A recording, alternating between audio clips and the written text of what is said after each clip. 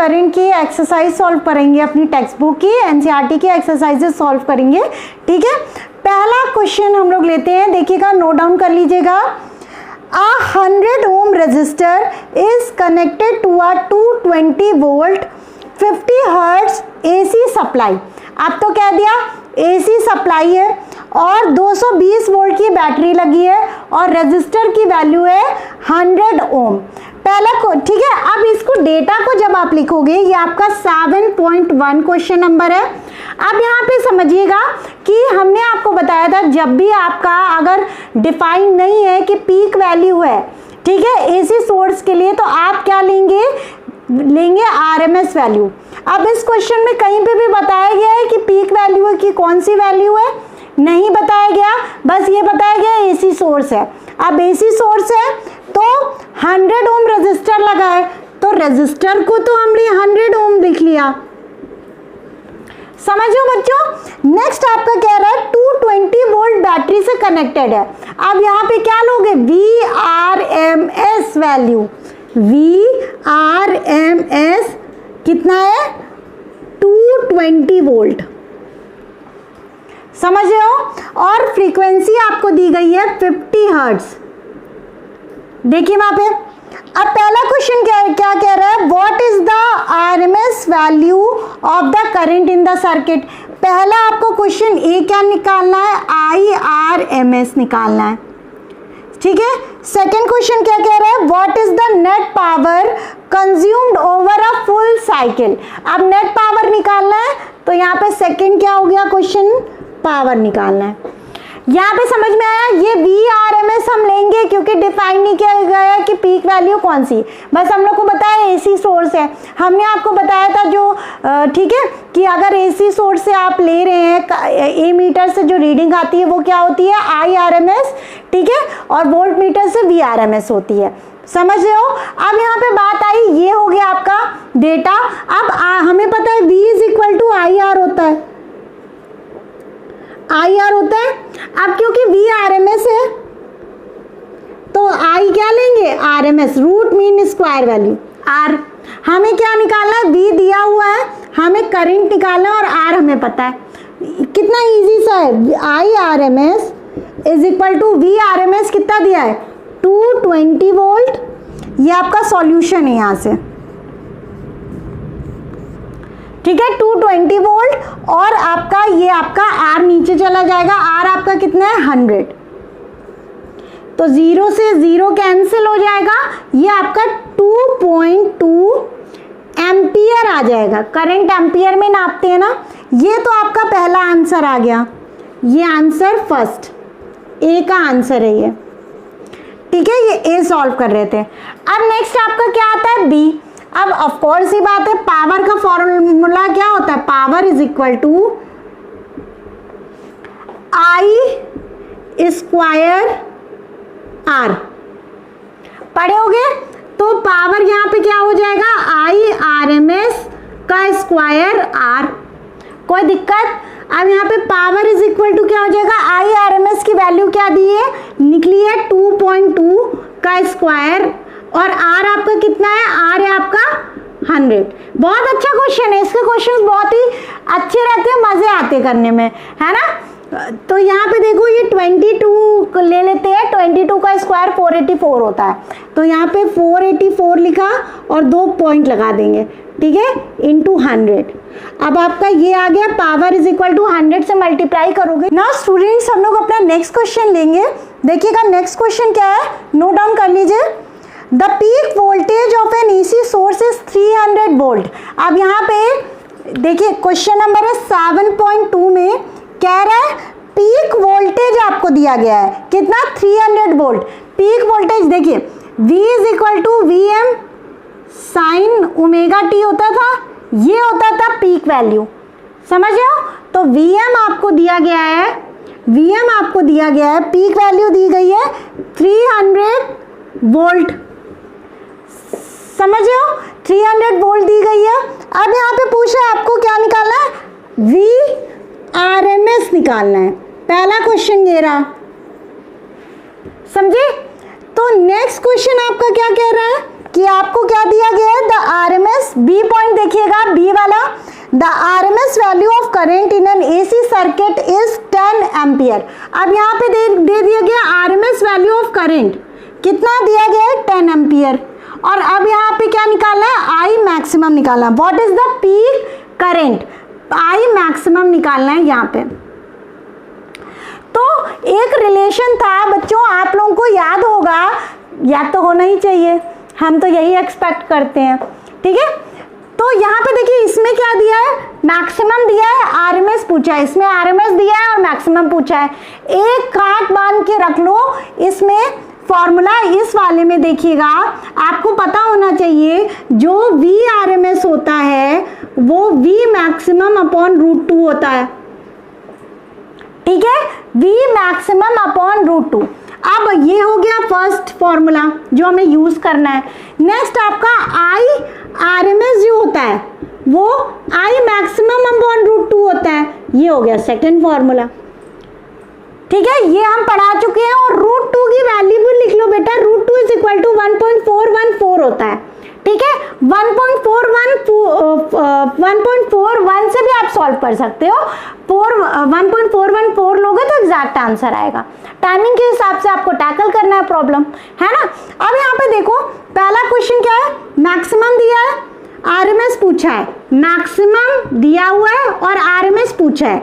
तो देखिएगा ए वाला सॉल्यूशन कर रहे हैं, ठीक है, इंक चेंज कर देते हैं, रुकिए एक सेकेंड, तो सही समझ में आ गया। ये आपका ए वाला हम सॉल्यूशन करने जा रहे हैं, समझे। अब देखिए आपको वी आर एम एस निकालना है, वी आर एम एस निकालना है, ठीक है। तो ब्लैक से ही बताते हैं, ये बहुत लाइट कलर हो गया है, आज यही करने वाले हम, ठीक है।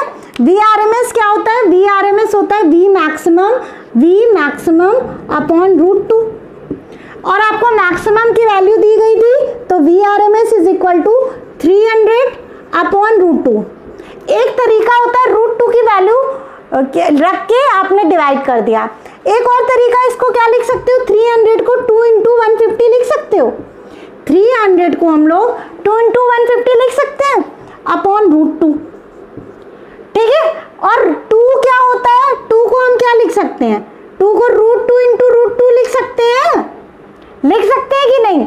अब यहाँ पे देखो ये क्या हो जाएगा, 2 को हमने लिख दिया रूट 2 इंटू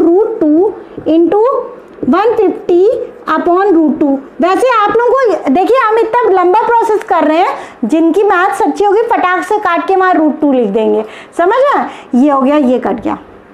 रूट 2 की वैल्यू अभी हमने बताई 1.414 होती है, ठीक है। इसको 150 से मल्टीप्लाई करके आप लोग आंसर निकाल के हमें कमेंट सेक्शन में बताएंगे। अब इतना तो कर सकते हैं, कुछ तो कैलकुलेटर निकालेंगे, फटाक से करके दिखा देंगे। हमको क्या लेना, एग्जाम आपको देना है, मेरे सेहत पे कोई फर्क पड़ेगा नहीं, है ना।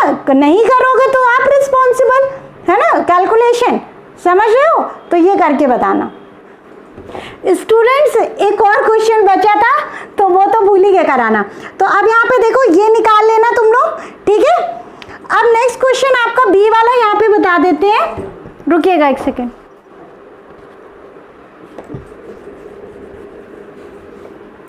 वैसे तो बहुत से बच्चे निकाल लेंगे, बी का सॉल्यूशन देखिएगा, आपको पता है आई आर एम एस पता है, आई एम निकालना है हमको, सीधे सीधे रिलेशन याद करना है, आई एम अपॉन रूट 2। अब हमें आर एम एस दिया है, मैक्सिमम निकालना है, तो मैक्सिमम वाला कैसे निकालोगे, I M is equal to root 2 I R M S, root 2 into I R M S कितना दिया गया, 10, ये हो गया 10। अब देखो ये इजीली हम सॉल्व कर लेंगे, क्यों, 1.414 इंटू 10, तो ये क्या हो जाएगा 14.14 is the answer, ampere answer हो जाएगा। समझ में आया। ये कठिन वाला, कठिन तो नहीं हम कहेंगे, लेकिन कर लो आप, ठीक है ना। स्टूडेंट्स हम लोग अपना नेक्स्ट क्वेश्चन लेंगे, देखिएगा बहुत ही अच्छा सुंदर सा क्वेश्चन है, मजा आ जाएगा एकदम। तो कहानी ये कहती है, अब 444 milli Henry inductor is connected to 220 volt 50 hertz AC supply. तो अब यहाँ पे क्या करोगे, अब आपको क्या दिया गया है, 7.3 लिखिएगा क्वेश्चन नंबर। आपको 44 मिली हेनरी दिया गया है, इंडक्टर है, इंडक्टर मतलब L की वैल्यू यहाँ पे दी गई है, सॉरी हाँ L की वैल्यू दी गई है 44 मिली हेनरी। समझ रहे हो क्वेश्चन में क्या दिया जा रहा है, इंडक्टर की वैल्यू 44 मिली हेनरी, या तो रेजिस्टर होता या तो कैपेसिटर होता, यहाँ पे इंडक्टर लिया है, तो अब ये 400 बार निकल रहा है, 44 मिली हेनरी, तो ये क्या हो जाएगा 44 इंटू 10⁻³ हेनरी। स्मॉल m से क्या होता है, मिली हेनरी, समझ लो। तो अब यहाँ पे ये हो गया। नेक्स्ट आपका कह रहा है कि AC सप्लाई दी गई है जिसमें फ्रीक्वेंसी आपकी 50 हर्ट्ज दी गई है, क्वेश्चन में देखिएगा, और आपका क्या दिया गया है, VRMS दिया गया है 220 वोल्ट। ये आपका गिवन डेटा है। नेक्स्ट आपको पूछ क्या रहा है, इसमें पूछ रहा है determine the RMS value of the current in the circuit. तो RMS वैल्यू, तो आपको IRMS वैल्यू निकालनी है, समझ रहे हो। तो ये आप कैसे निकालोगे, अब देखो L की वैल्यू ये हो गई, हमें पता है हमको क्या पता है, हमको तो कुछ नहीं पता है, आप ही लोगों को सब पता है। सॉल्यूशन में लिखिएगा, हमको पता है VRMS is equal to IRMS, ठीक है, V is equal to IR होता है ना, तो R की जगह यहाँ क्या हो जाएगा, VRMS इंटू XL। ये क्या होता है, इंडक्टिव रिएक्टेंस, बताया था रिएक्टेंस, समझ रहे हो। इंडक्टिव रिएक्टेंस क्या होता है, जो कि रिसेंबल करता है रेजिस्टेंस को, ठीक है। तो अब ये बात आती है कि ये XL हो गया, क्योंकि इंडक्टर लगा था, कैपेसिटर लगा होता तो XC लिखते, रेजिस्टर लगा था तो क्या लिखेंगे, R लिखेंगे डायरेक्टली, समझ लो। तो अब यहाँ पे ये हो गया XL। तो अब हमें ये पता है, ये नहीं पता है XL, तो पहले हम XL निकालेंगे। XL is equal to omega L होता है, हमने रटवाया था, जो बच्चे मेरी क्लास करते हैं उनको याद होना चाहिए। XL is equal to omega L, XC is equal to क्या होता है, 1/ωc, ठीक है।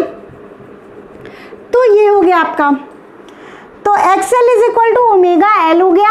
ओमेगा की value, omega is equal to क्या होता है, 2πf, और L आपका कितना है, L आपका है 44, ठीक है। L को ऐसे ही लिख दो, समझ रहे हो।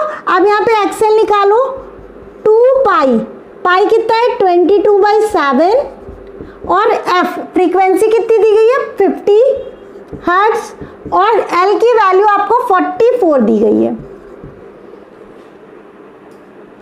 2πfL, ये हो गया। अब इसको कुछ नहीं करना, VRMS, ये VRMS था, XL को इसके नीचे लिख दो, is equal to IRMS। VRMS का ठीक है, VRMS आपको दिया गया है, कहाँ दिया गया है, 220 वोल्ट, तो ये हो गया 220 वोल्ट अपॉन XL की वैल्यू ये लिख दो, 2 इंटू 22/7 इंटू 50 इंटू 44। हमने इसे कैलकुलेट क्यों नहीं करा, आपको देख के समझ में आ रहा होगा कि यहाँ कैलकुलेट क्यों नहीं करा ये वैल्यू। 2 इंटू 22/7 50 इंटू 44, ठीक है। अब यहाँ पे देखो जल्दी से काट पीट के बराबर कर दो, तो ये तो 7 है, अपॉन में ये ऊपर चला जाएगा, 7 इधर मल्टीप्लाई हो गया, 22 1 टाइम्स 10 टाइम्स, समझ रहे हो। ये हो गया 10 टाइम्स, 0 से 0 कैंसिल, कुछ और गड़बड़ तो नहीं कर रहे हैं, नहीं, ठीक है। ये हो गया 0 से 0 कैंसिल, तो ये IRMS क्या हो जाएगा, 7/2 इंटू 5 इंटू 44, समझे। VRMS अपॉन 2, अच्छा यहाँ पे देखना बेटा, यहाँ पे 44 इंटू 10⁻³ भी था, देखो हमें गड़बड़ कर रहे थे, हमें लग रहा था कुछ गड़बड़ कर रहे हैं, तो यहाँ पे 10⁻³ भी होगा, तो ये 10 की पावर -3 कर लो नीचे, यहाँ पे क्या हो जाएगा 7 into 10 to the power 3, minus ऊपर चला जाएगा तो प्लस हो जाएगा, ठीक है। 2 इंटू 5 इंटू 44, समझ गए, ये हो जाएगा आपका 7000 ऊपर हो गया अपॉन 2 5 जा 10 इंटू 44, 0 से 0 कैंसिल, 700 अपॉन 44। समझो बेटा, इंडक्टर की हमने 44 डायरेक्ट लिख दी थी, मिली हेनरी था ना, तो यहाँ पे 44 इंटू 10 टू द पावर -3 कर लेना, -3, ये भूल गए थे, तभी हमें लग रहा था इतना छोटा करंट कैसे आ रहा है, समझो। तो ये चीज़ सॉल्यूशन है, अब आप लोग कर लो। इसका आंसर जो है आपका आएगा अप्रॉक्सीमेटली 3.9, करंट निकाला था तो एम्पियर लिख दिया। This is your answer, approximately 15.9 ampere आएगा, समझ गए ना स्टूडेंट्स। हम लोग अपना नेक्स्ट क्वेश्चन देखेंगे 7.4। ये तो आधे बच्चे खुद ही से निकाल लेंगे, है ना। क्वेश्चन पढ़िएगा आप लोग, कह रहा 60 microfarad capacitor is connected to a 110 volt 60 hertz AC supply, determine the RMS value in the circuit. तो आपको क्या निकालना है, करंट की RMS वैल्यू निकालनी है। आपको डेटा क्या दिया गया है, कैपेसिटर दिया गया है, मतलब आपको C दिया गया है, C आपको दिया गया है 60 माइक्रोफेराड। 60 माइक्रोफेराड को आप क्या करेंगे, फैराड में चेंज करेंगे तो 60 into 10 to the power -6 farad हो जाएगा, समझे। चेंज करेंगे ऐसा यूनिट में रखेंगे। नेक्स्ट आपको VRMS वैल्यू दे रहा है 110 वोल्ट और फ्रीक्वेंसी आपको दे रहा है 60 हर्ट्ज। कोई आ गया, ठीक है। अब हमें क्या निकालना है, करंट की RMS वैल्यू। यहाँ पे देखना बच्चों कि हमको पता है VRMS अगर निकालेंगे VRMS तो ये हमारा फॉर्मूला क्या आता है, सॉल्यूशन देखिएगा, IRMS V is equal to IR होता है। अब क्योंकि यहाँ कैपेसिटर है, अभी प्रीवियस क्वेश्चन में ही बताया, क्योंकि यहाँ कैपेसिटर है तो यहाँ पे क्या हो जाएगा XC, ये क्या है रिएक्टिव, बार बार ठीक है, ये सब बताने की जरूरत नहीं है, रिएक्टेंस बोलते हैं, ठीक है, कैपेसिटिव रिएक्टेंस। अब यहाँ पे देखो VRMS is equal to IRMS upon XC, sorry XC into XC। तो आपको VRMS पता है, XC निकाल लेंगे और IRMS आपको निकालना है। तो IRMS इज इक्वल टू क्या हो जाएगा, VRMS upon XC, VRMS upon XC। अब मुद्दा यहाँ ये आता है कि VRMS तो ठीक है हमें दिया है, लेकिन XC तो नहीं दिया गया है, तो XC कैसे निकालेंगे, XC is equal to 1 upon omega C होता है। अब ये अपॉन में है, समझ लो 1 अपॉन है, समथिंग है, तो ये क्या हो जाएगा, ऊपर चला जाएगा, है ना। तो ये क्या हो जाएगा, VRMS ओमेगा C। अरे बाबा VRMS divided by 1 by omega C करोगे, है ना, फिर रेसिप्रोकल हो जाएगा, समझ रहे हो, ये आ जाएगा। तो अब यहाँ पे मुद्दा ये आता है, फटाफट निकालो। अब निकालोगे IRMS, VRMS आपको कितना दिया गया 110, और ओमेगा कैसे निकालोगे 2 पाई f निकाला, C आपको दिया गया है। तो IRMS 110 इंटू 2 इंटू पाई की वैल्यू 3.14, समझो। फ्रीक्वेंसी आपको कितनी दी गई है, 60 हर्ट्ज दी गई है, f की वैल्यू 60 और C की वैल्यू आपको कितनी दी गई है, 60 into 10 to the power 60 into 10 to the power -6, पूरा लिखेंगे कन्वर्ट करने के बाद।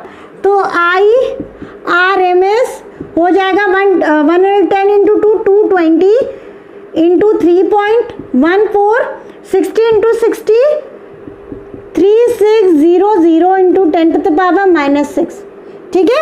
इसको सॉल्व करोगे आप तो आंसर कितना आएगा, आपका आंसर आ जाएगा 2.49 समथिंग आएगा, 2.49 ampere. This is your answer. इसे लिख लीजिएगा, नोट डाउन कर लीजिए, मेथड बता दिया है ये हम, ठीक है, बता देते हैं। आंसर जो भी रहता है आप लोग कैलकुलेट करिएगा, बताइएगा इतना आ रहा है कि नहीं, ठीक है।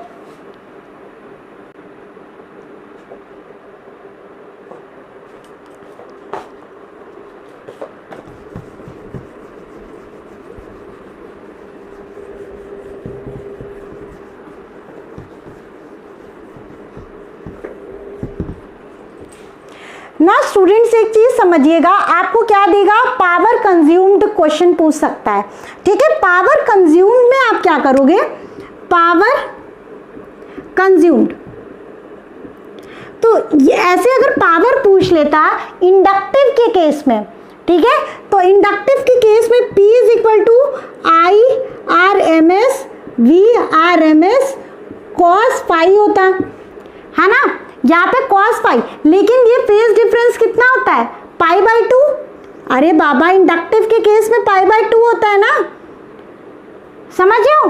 करंट क्या होता है, पाई बाई 2 लैग करता है इंडक्टिव के केस में, इंडक्टिव वाला केस लिख रहे हैं। तो ऑफ कोर्स ही बात है, P is equal to I R M S V R M S cos 90 या पाई बाई 2, ये कितना हो जाता है 0, तो P इज इक्वल टू 0 आ जाएगा। सेम अगर कैपेसिटिव लेंगे, ओनली कैपेसिटिव,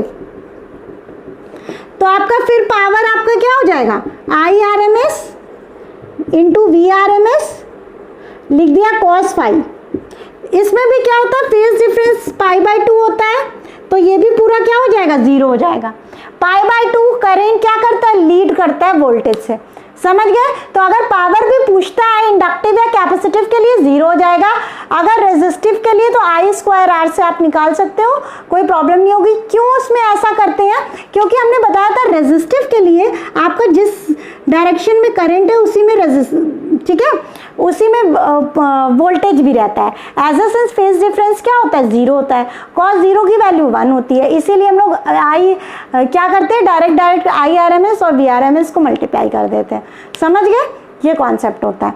अब इसे नोट डाउन कर लो, नहीं हो इंपॉर्टेंट मार्क करके कि ऐसा क्वेश्चन पूछा जा सकता है, ठीक है ना। स्टूडेंट्स हम लोग 7.4 कर चुके थे, 7.5 में लिखा है क्वेश्चन, देखिएगा इन एक्सरसाइजेस 7.3 एंड 7.4 जो अभी करवाया है हमने, उसमें आपको क्या बता रहा है, नेट पावर एब्जॉर्ब।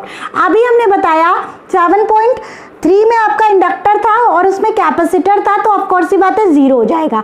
जो अभी हम बताए हैं उसी को सॉल्व ऐसे ही लिख के 0 पुट कर, 0 पावर क्या हो जाएगी, दोनों केस में 0 हो जाएगी। नेक्स्ट आपका क्वेश्चन आता है 7.6। 7.6 हमारा क्वेश्चन कहता है, obtain the resonant frequency omega R of a series LCR circuit with L is equal to 2 henry. L आपको दिया गया है 2 हेनरी, समझ लो, और C आपको दिया गया है 32 माइक्रो फैराड। क्वेश्चन में देखिएगा, ठीक है, और R आपको दिया गया है 10 ओम।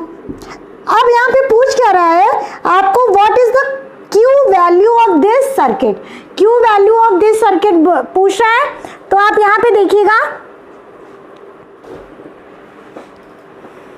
ना स्टूडेंट्स, हम लोग ने ये डेटा लिख चुका है, समझ रहे हो।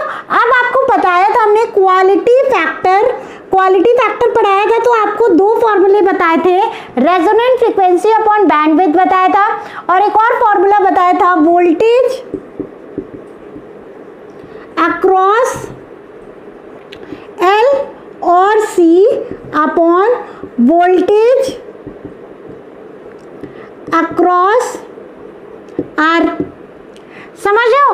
और फिर यहाँ पे हम लोग ने कैसे निकाला था, वोल्टेज अक्रॉस L क्या होता है,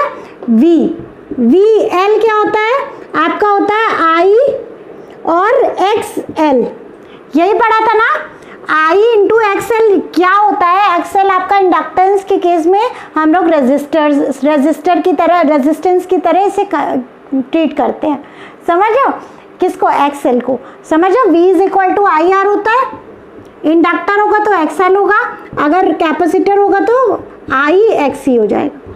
समझो, तो ये हो गया। अब वोल्टेज अक्रॉस L वाला फॉर्मूला लेते हैं, ठीक है, L वाला फॉर्मूला अगर लेते हैं तो IXL हो गया, और यहाँ पे क्या हो गया, voltage across R, voltage across R क्या हो जाएगा, IR, I से I कैंसिल हो जाएगा, ये XL अपॉन R हो जाएगा। समझ में आया? XL इज इक्वल टू क्या होता है, ओमेगा L होता है अपॉन R। अब ये ओमेगा L क्या होता है, ओमेगा क्या होता है आपका रेजोनेंट फ्रीक्वेंसी होती है। निकालते कैसे थे, आप लोगों को याद होगा, हम लोग क्या करते थे, XL is equal to XC करके ओमेगा की वैल्यू निकालते थे। XL is equal to omega L होता था और XC 1 अपॉन ओमेगा C। तो यहाँ से omega square is equal to 1 upon L नीचे चला जाएगा। अरे बाबा, ओमेगा ऊपर चला गया, ये ओमेगा स्क्वायर हो गया, L को नीचे ले जाओ, LC, तो ओमेगा यहाँ से आ जाता था 1 अपॉन रूट LC। बस निकाल लो, ओमेगा रेजोनेंट फ्रीक्वेंसी आ गई। ओमेगा इज इक्वल टू, यहाँ से देखिए 1 अपॉन रूट L आपका कितना है, 2 हेनरी L, और कैपेसिटेंस कितना है, 32 माइक्रोफैराड। 32 मतलब माइक्रो मतलब 10 to the power minus 6, 10 to the power minus 6, तो यहाँ पे 32 into 10 to the power minus 6 हो गया। तो ओमेगा इज इक्वल टू क्या हो जाएगा, 1 अपॉन 2 इंटू 32 कितना हो जाएगा, 64, रूट में 64 into 10 to the power minus 6। अब इसको सॉल्व करोगे तब तो 8 बाहर आ जाएगा, 8 8 जो 64 होता है ना, इससे 8 बाहर आ जाएगा, और 10 टू द पावर माइनस 6 से 10 टू द पावर माइनस 3 बाहर आ जाएगा। समझो, ये क्या हो जाएगा, 1 upon 8 into 10 to the power minus 3। तो यहाँ से आपका ओमेगा की वैल्यू आ गई 8, ठीक है, 1, देखिए 8 तो 1 अपॉन 8 रहेगा, 10 टू द पावर माइनस 3 है, ऊपर जाएगा तो क्या हो जाएगा, 10 टू द पावर प्लस 3। समझे, ये 1000 हो जाएगा अपॉन 8। अब ये क्या हो जाएगा, 125 आ जाएगा। मुद्दा ये पड़ता है कि इसकी यूनिट क्या होगी, फ्रीक्वेंसी क्या होता है, 1 अपॉन टाइम पीरियड होता है, तो ऑफ कोर्स ही बात है सेकेंड इनवर्स इसकी यूनिट होगी, है ना। ये हो जाएगा आपका सेकेंड इनवर्स।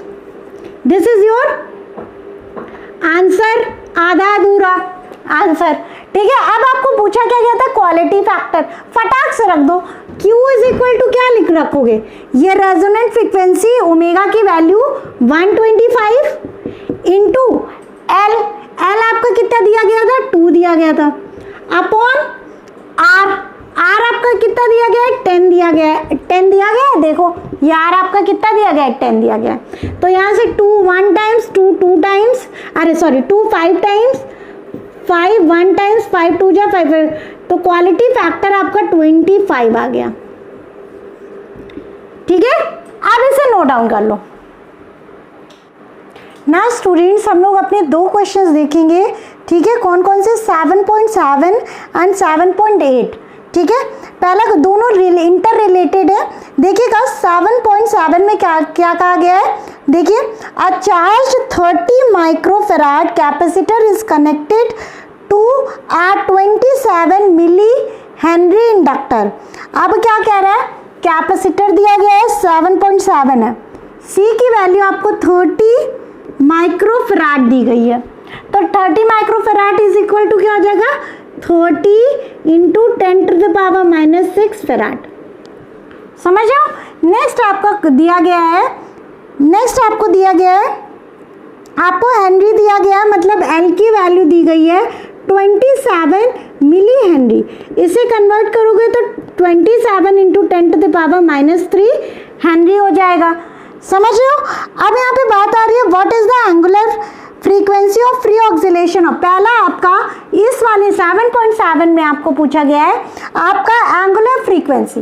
तो एंगुलर फ्रीक्वेंसी आप देखिएगा बच्चों क्या हो जाएगी, omega is equal to 1 upon root LC। अभी निकाले थे ना, कैसे निकाले थे देख लिए थे, XL is equal to XC करके, समझ गए। ये याद कर लो, omega is equal to 1 upon root LC, omega is equal to 1 upon root LC। अब यहाँ पे ओमेगा इज इक्वल टू लिख दोगे 1 अपॉन रूट ऑफ C लिखो 30 into 10 to the power minus 6 and 27 into 10 to the power -3। कितना अच्छा question है, देखिए तुरंत निकल आएगा अगर आपको फॉर्मूला वहाँ पे याद हुआ। ठीक है, 3 को अगर 27 से मल्टीप्लाई कर दोगे तो 81 आ जाएगा, और फिर 0 ये रहा, इंटू 10 टू द पावर -3 और -6 -9 आ जाएगा। अब देखो ये 10 से मल्टीप्लाई जब करोगे, इसको क्या ले लेते हैं, 81 इंटू 10 टू द पावर 1, इसको हटा देंगे, अगर 10 से मल्टीप्लाई कर देंगे तो ये क्या हो जाएगा, -8। समझ रहे हो क्या कर रहा है। अब यहाँ पे देख लो, यहाँ से 81 से 9 बाहर आ जाएगा, और 10 टू द पावर -8 से 10 टू द पावर -4 बाहर आ जाएगा। तो omega is equal to 10 to the power 4/9। समझ रहे हो, 10 टू द पावर -4 आ गया, ये आ गया आपका, ये आ रहा होगा 10 ले लिया इंटू 10 टू द पावर 3/9, ये हो जाएगा 1.1 into 10 to the power 3। This is your answer. इसको नोट डाउन कर लीजिएगा। ना स्टूडेंट्स, हम लोग इसका 7.8 क्वेश्चन देखेंगे। 7.8 में हम लोग का क्या है, 7.7 पे बेस्ड है। इसमें क्या कह रहा है देखिएगा, कह रहा है suppose the initial charge on the capacitor is, दिया गया है 6 मिली कूलम।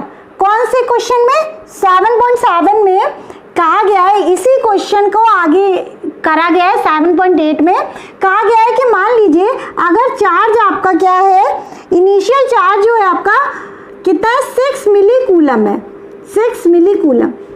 तो आपको क्या बताना है, what is the total energy at later time, और कह रहा है what is the total energy stored in the circuit initially. Initially आपका कितना एनर्जी स्टोर होगा। तो आपको एनर्जी का एक फॉर्मूला बताया था, energy is equal to ½ CV²। ठीक है, क्योंकि चार्ज दिया हुआ है तो चार्ज का अगर यूज करेंगे तो ये क्या हो जाएगा, ½ Q² C।